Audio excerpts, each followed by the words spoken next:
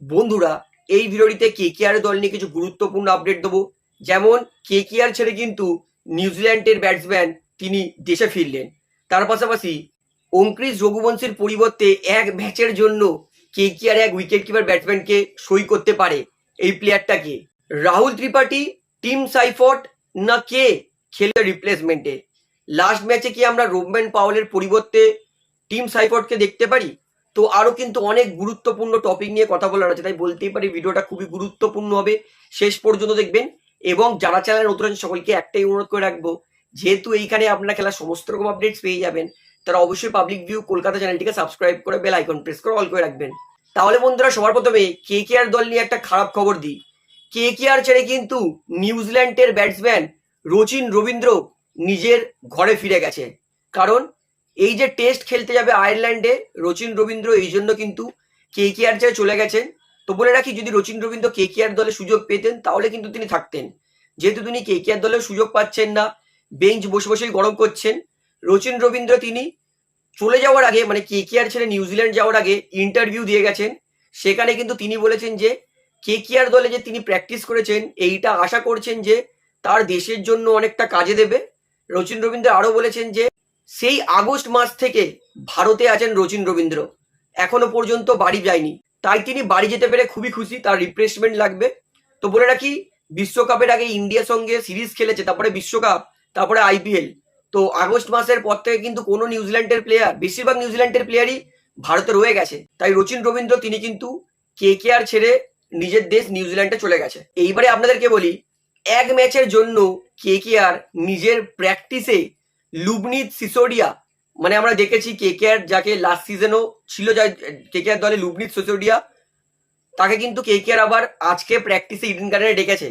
হয়তো দেখবেন কেমন প্র্যাকটিস করছে। সেরকম হলে কিন্তু অঙ্ক্রিস রঘুবংশীর রিপ্লেসমেন্টে লুবনিত সিসোডিয়াকে নিতে পারে কেকেআর। কারণ প্রথম ম্যাচে রঘুবংশীর রিপ্লেসমেন্টে যেরকম ভয়ঙ্কর ব্যাটিং দেখিয়েছে তেজস্বী সিং, কেকেআর কিন্তু তেজস্বীর ওপর একদমই ভরসা করছে না। তাই যাতে কেকেআর এর ব্যালেন্স দলে কোনো খুব একটা পরিবর্তন না হয়, সেই জন্য কিন্তু লুবনিত সিসোডিয়াকে কেকেআর ডেকেছে প্র্যাকটিসে। কেমন প্র্যাকটিস করবে তারপরেই কিন্তু রিপ্লেসমেন্ট অ্যানাউন্স করবে। তো এখনো কিন্তু আমরা যেহেতু রিপ্লেসমেন্ট অ্যানাউন্সমেন্ট পাইনি, যদি সিসোডিয়া সত্যি ভালো ব্যাটিং করে প্র্যাকটিসে, তাহলে কিন্তু আমরা কালকেই দেখে নিতে পারি যে লুবনিত সিসোডিয়াকে এক ম্যাচের জন্য কেকেআর নিয়েছে এবং কেকেআর দলে কিন্তু আমরা দেখতে পারি। তো এটা কিন্তু এই মুহূর্তে সব থেকে বড় খবর। এইবারে আপনাদেরকে বলি, আমাকে অনেক কেউই জিজ্ঞেস করছে, দাদা অঙ্ক্রিস রঘুবংশীর পরিবর্তে কেকেআর কি ত্রিপাঠীকে ট্রাই করতে পারে, কেকেআর কি সাইফর্টকে ট্রাই করতে পারে, কেকেআর উইকেট কিপিং কে করবে? তো সেটাই আপনাদেরকে পুরো ক্লিয়ার করে দিই। তো বলে রাখি, ভালো কথা, ফিন অ্যালেন তিনি কিন্তু উইকেট কিপিং করেন। তিনি রেগুলার উইকেট কিপার না হলেও তিনি কিন্তু বিগ ব্যাশ বা অন্য কোনো লিগে যেখানে তার দলের উইকেট কিপিং দরকার হয়, সেখানে কিন্তু ফিন অ্যালেন উইকেট কিপিং করেন। তো এর পরিবর্তে আমরা জানি 3 নম্বরে কিন্তু সব থেকে ভালো ব্যাটিং করে রাহুল ত্রিপাঠী। এবং 2020 সালে কেকেআর রাহুল ত্রিপাঠীর 3 নম্বর ব্যাটিং এর জন্য কিন্তু ফাইনাল পর্যন্ত গেছিলেন, এটা কিন্তু আমাদের ভুললে চলবে না।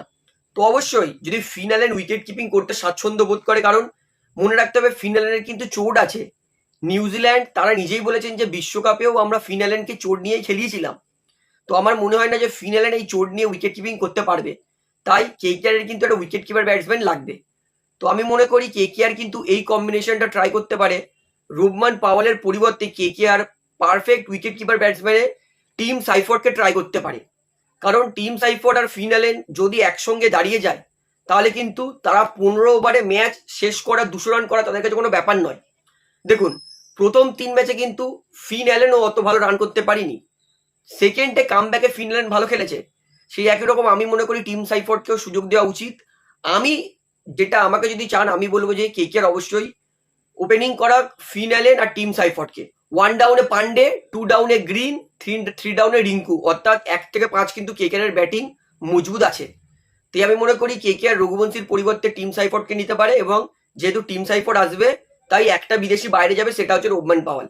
এই সাজেশনটা আমি দেবো, কারণ ফিন অ্যালেন আর টিম সাইফর্ট যদি টিকে যায়, আর আজকে যদি আর ধরে নিন নেট রান রেটের ব্যাপার আছে, তাহলে কিন্তু এরা দুজন অনায়াসেই কেকেআর এর নেট রান রেট ভালো করে দেবে। তাই কেকেআর শেষ ম্যাচ একটু কিন্তু রিস্ক নিয়ে খেলতেই হবে, কারণ রঘুবংশী এত ভালো খেলছিল, সে চলে যাবে কেকেআর দলে কিন্তু এটা সত্যিই বড় ধাক্কা লেগেছে। তো আপনি রঘুবংশীর পরিবর্তে কাকে দেখতে চান বা কেকেআর এর কম্বিনেশন কাকে চান, সেটা কিন্তু কমেন্টে জানাবেন। তো ভিডিওটা এখানে শেষ করছি। আশা করি ভালো লাগলে, তো ভিডিওটি ভালো লাগলে অবশ্যই লাইক করুন, কমেন্ট করুন, শেয়ার করুন এবং চ্যানেল সকলকে অ্যাক্টিভ করে রাখবো, যেহেতু এখানে আপনারা খেলার সমস্ত রকম আপডেটস পেয়ে যাবেন।